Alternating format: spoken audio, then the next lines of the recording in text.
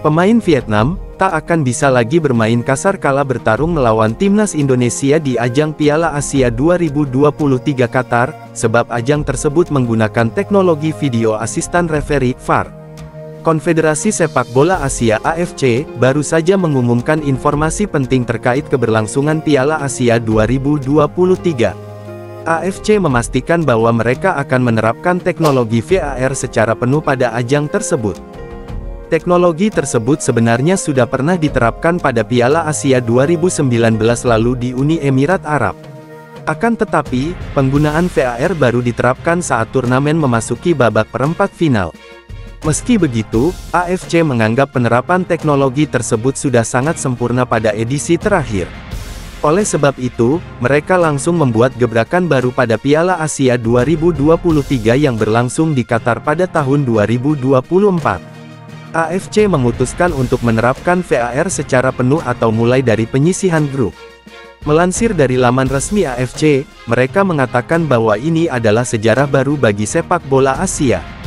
Di lain sisi, adanya teknologi ini bisa jadi kabar buruk bagi salah satu pemain calon lawan timnas Indonesia di fase grup mendatang.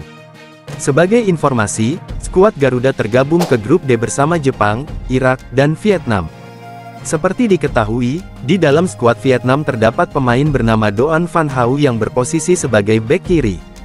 Van Hau sendiri sudah cukup terkenal di kalangan penggemar sepak bola Asia Tenggara khususnya Indonesia dan Malaysia. Hal itu dikarenakan Van Hau kerap kali bermain dengan cara yang kasar kala bertarung melawan Malaysia dan Indonesia. Sebagai contoh, pada ajang Piala AFF 2022 lalu, Van Hau berhasil membuat para penggemar dari Harimau Malaya dan Garuda emosi. Ex-pemain SC Heerenveen tersebut bermain kasar saat bersua dengan Malaysia pada penyisihan grup B.